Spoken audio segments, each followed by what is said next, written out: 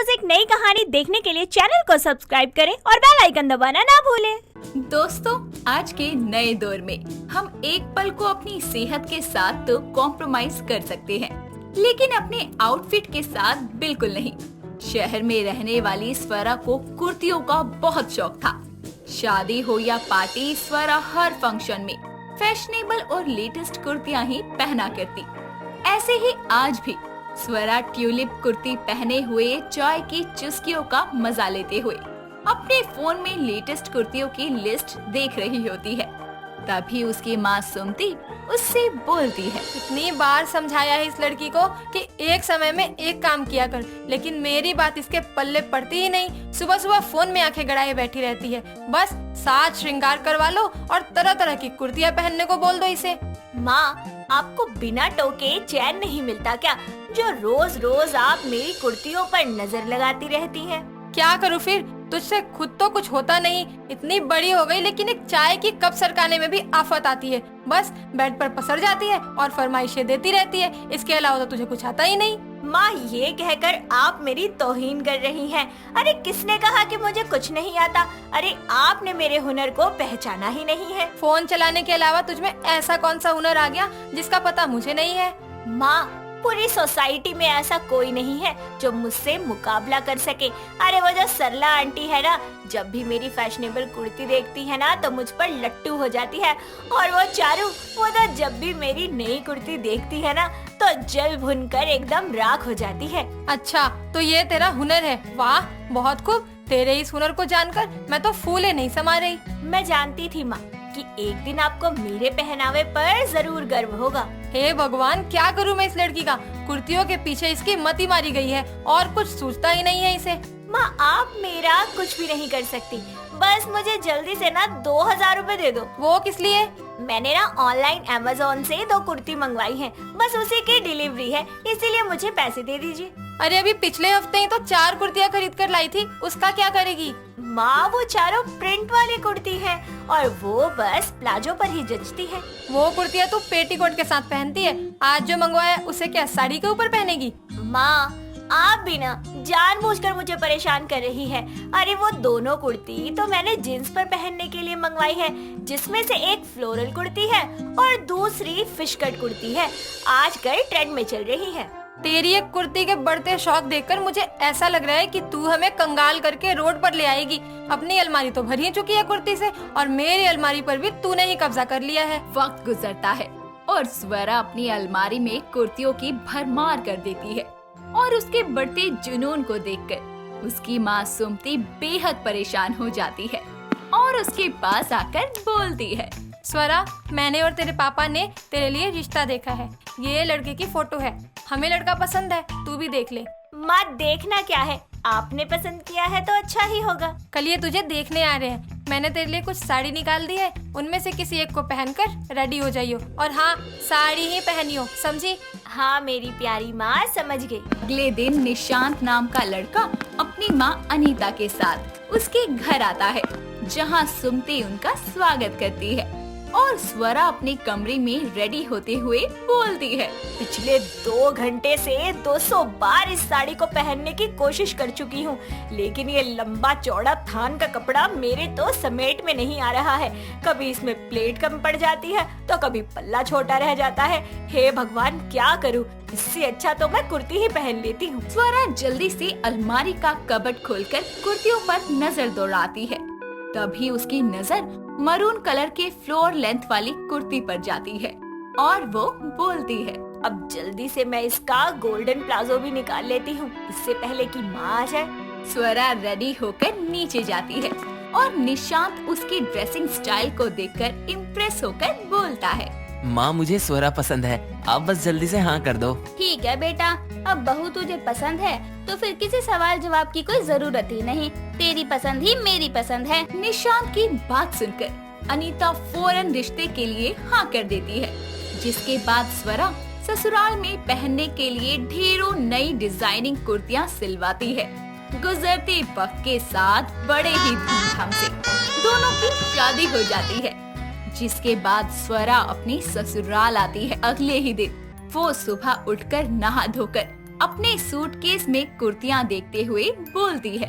ये कैप कुर्ती भी अच्छी लग रही है, फ्रॉक वाली भी अच्छी है और ये डेनिम कुर्ती तो मेरी फेवरेट है।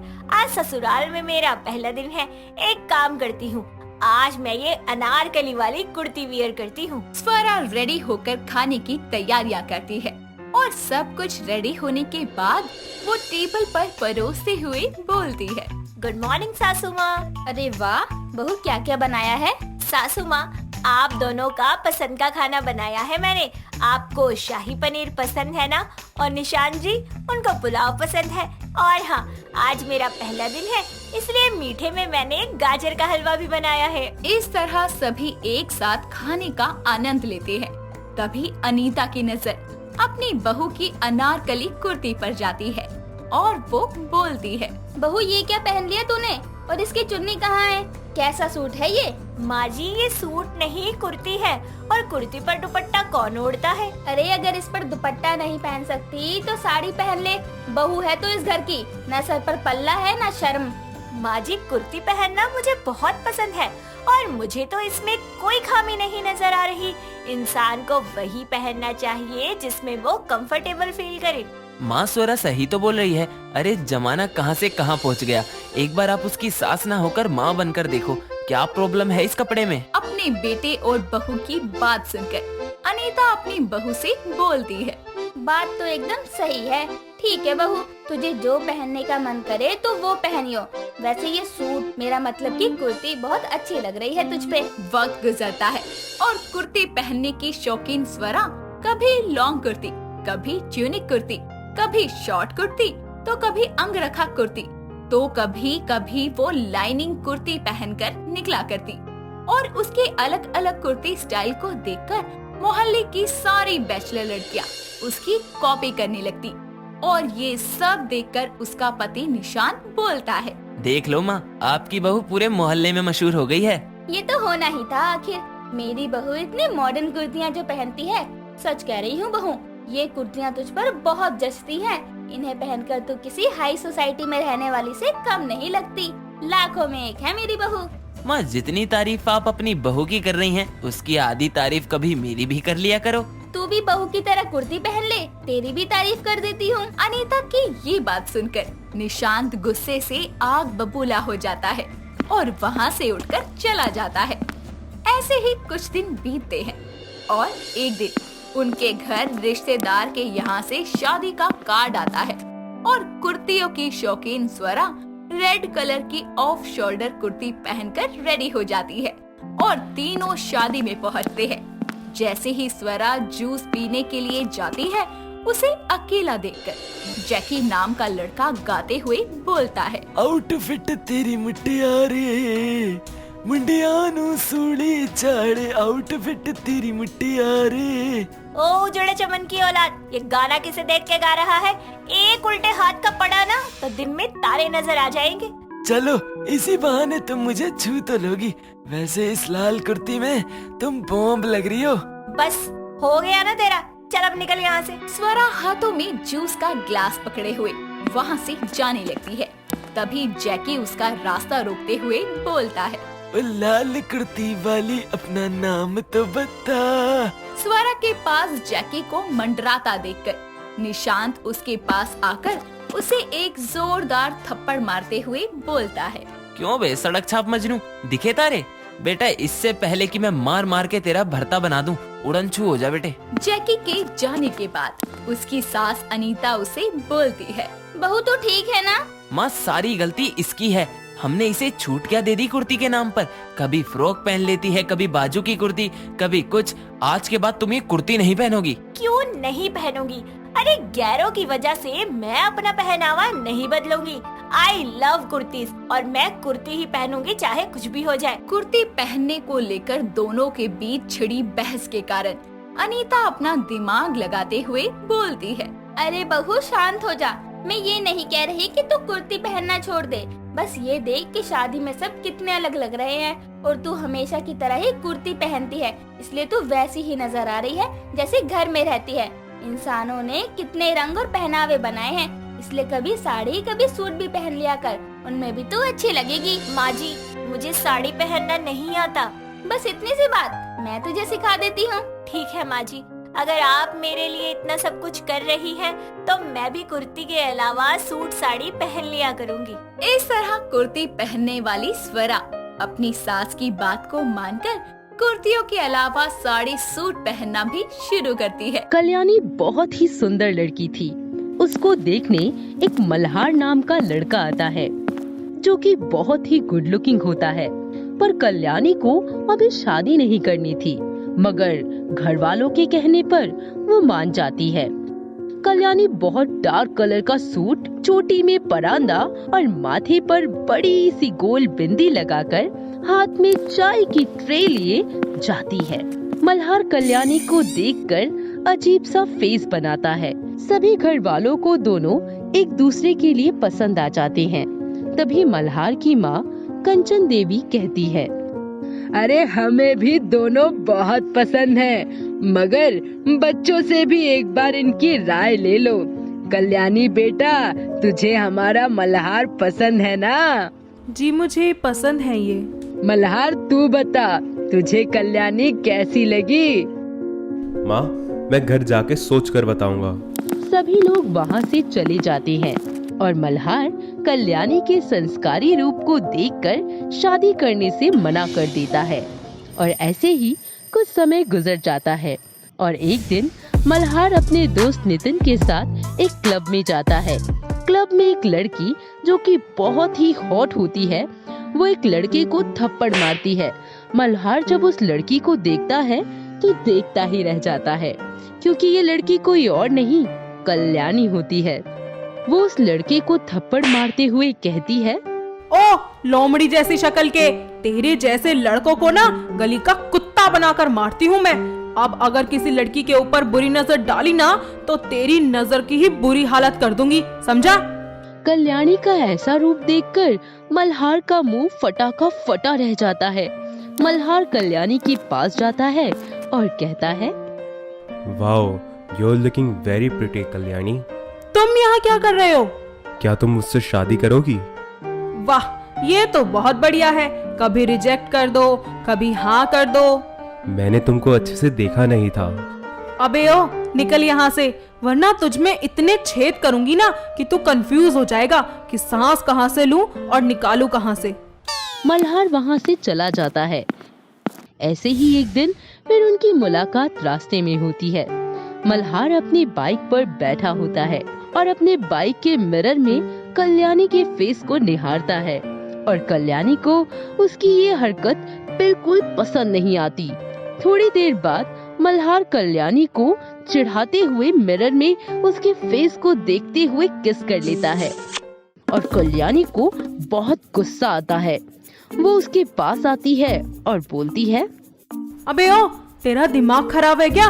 तूने मुझे किस क्यों किया? मैंने आपको नहीं, अपने मिरर को किस किया है, और एक बार नहीं 1000 बार करूँगा। अरे मिरर पे फेस तो मेरा है ना, तो तूने किस क्यों किया? दोनों में ऐसे ही बहस होती रहती है और ऐसे ही कुछ दिन बाद कल्याणी अपनी दोस्त निक्की के शादी में जाती है और वहाँ निक्की को एक गंजे से शादी करते हुए देखकर वो अजीब सा मुंह बना लेती है और फिर निक्की के समझाने पर समझ जाती है कि किसी भी इंसान का चेहरा या बाहरी सुंदरता नहीं, उसके दिल को देखा जाता है। और अगले दिन मल्हार को फिर उसी क्लब में मिलती है और उसको शादी के लिए प्रपोज करती है और दोनों कुछ ही महीने बाद शादी कर लेते हैं और मल्हार उसको अपने घर ले आता है, जहां कंचन देवी अपनी बहू और बेटे का स्वागत करती हैं। ऐसे ही हंसी खुशी समय बीतता जाता है और कल्याणी एक जिम्मेदार बहू की तरह अपनी सारी जिम्मेदारियां संभाल लेती है। कुछ समय यूं ही बीत जाने के बाद अचानक कोरोना की बढ़ती महामारी के कारण उनके शहर में लॉकडाउन लग जाता है और इसी बीच कल्याणी को पता चलता है कि वो प्रेग्नेंट है। वो तुरंत ये खबर अपने ससुराल वालों को देती है। सभी लोग खुशी में झूम उठते हैं और एक दिन मल्हार कल्याणी से कहता है, हमारा बेबी बॉय होगा या बेबी गर्ल? कुछ भी हो, लेकिन सब कुछ बस ठीक से हो जाए। मुझे पता नहीं क्यों ऐसा लग रहा है कि कोई अनहोनी होने वाली है। अरे मेरी पगली, ज्यादा मत सोचो। ऐसे में जितना अच्छा सोचोगी उतना अच्छा होगा।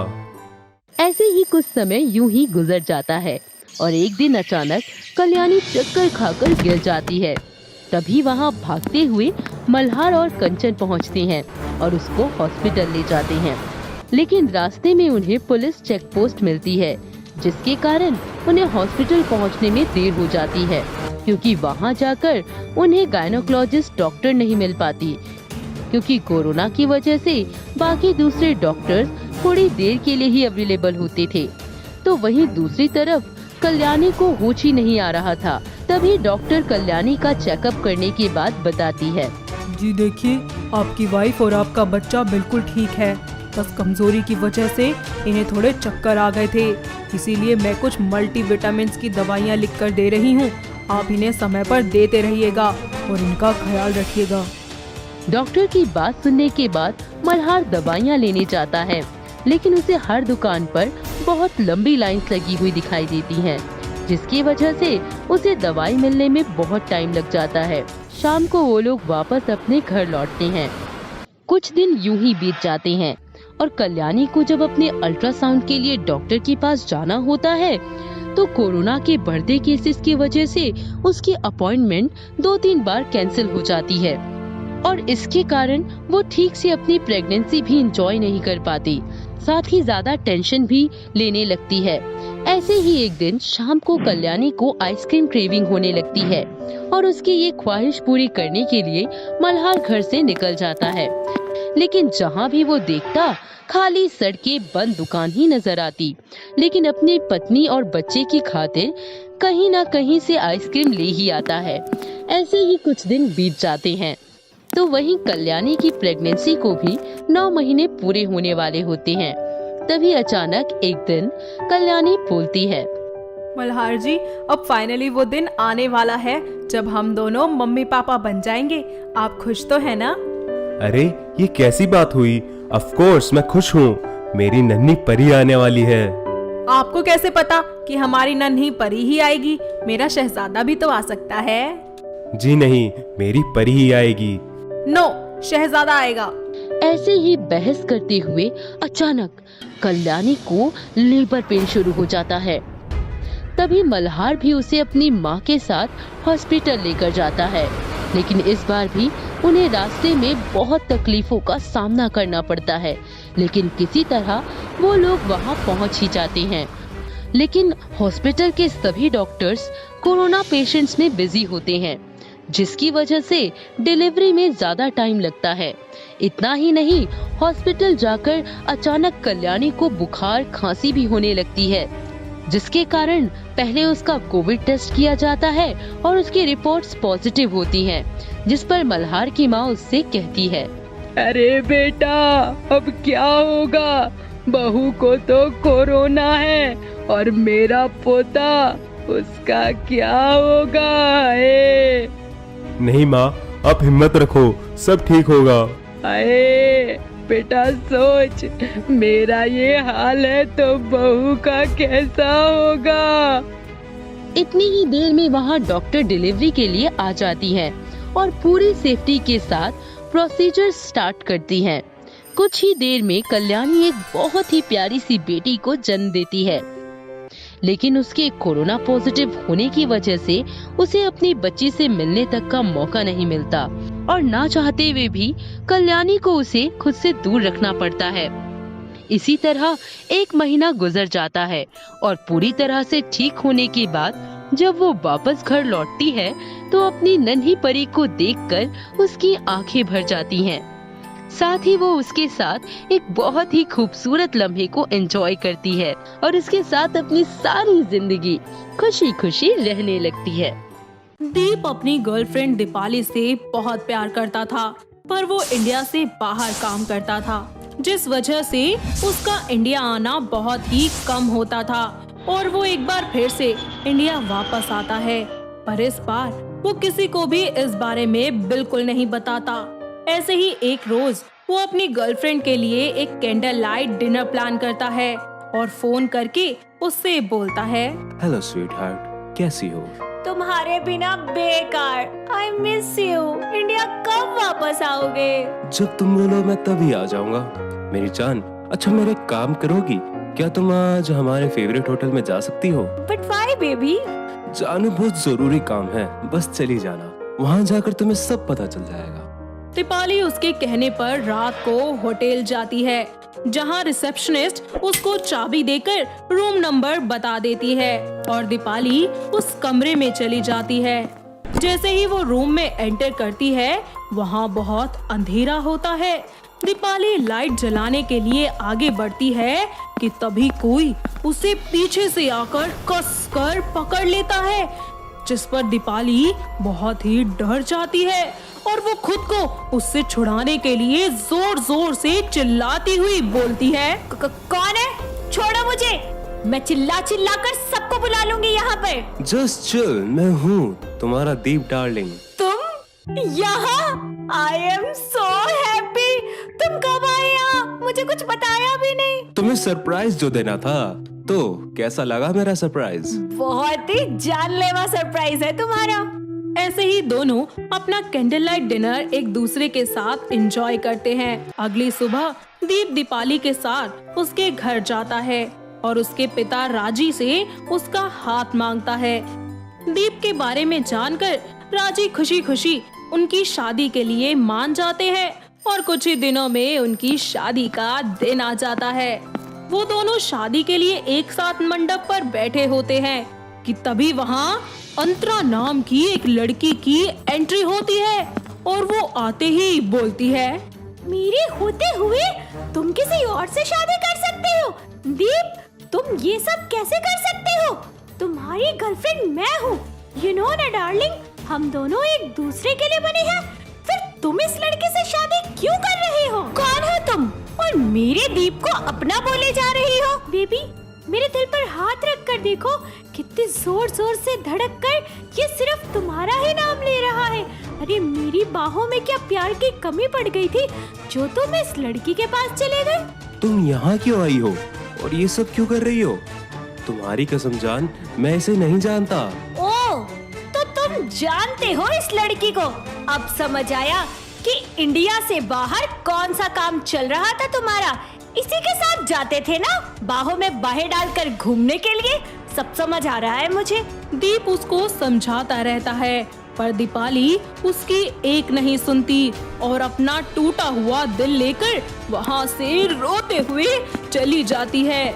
उसके जाने के बाद वहाँ से एक एक करके सभी लोग चले जाते हैं और दीप अकेले में अंतरा से पूछता है, तुम ये सब क्यों कर रही हो? मेरी शादी तोड़कर क्या मिलेगा तुम्हें? ओ बेबी, तुम तो जानते हो ना मैं तुमसे कितना प्यार करती हूँ। बस इसीलिए जहाँ तुम वहाँ मैं। और तुम्हारी शादी तोड़कर मुझे क्या मिलेगा, ये बात तो तुम बहुत अच्छे से जानते हो। बकवास बंद करो और सीधे सीधे बोलो यहाँ क्यों आई हो, क्योंकि मैं तुम्हें बहुत अच्छे से जानता हूँ तुम किस टाइप की लड़की हो। अच्छा मिस्टर दीप, अगर तुम मुझे बहुत अच्छे से जानते हो ना, तो मैं तुम्हें जरूरत से ज्यादा अच्छे से जानती हूँ। क्या मतलब है तुम्हारा? मतलब साफ साफ है मिस्टर दीप। मुझे बहुत अच्छे से पता है कि तुम दीपाली से प्यार तो बिल्कुल भी नहीं करते। तुम बस उससे शादी उसकी प्रॉपर्टी के लिए कर रहे हो ताकि शादी के बाद सब कुछ तुम्हारे नाम हो जाए। ओह, तो पता है तुम्हें। तो अब ये बताओ, अपना मुंह बंद रखने का क्या लोगे तुम? हाँ, मैं चाहती हूँ कि तुम बस मेरे हो जाओ, क्योंकि मैं सच में तुमसे बहुत प्यार करती हूँ। मेरी हर धड़कन पर सिर्फ तुम्हारा नाम लिखा है। ठीक है, एक बार उसकी प्रॉपर्टी मेरी हो जाने दो, तब मैं उसको हमेशा के लिए छोड़ दूंगा।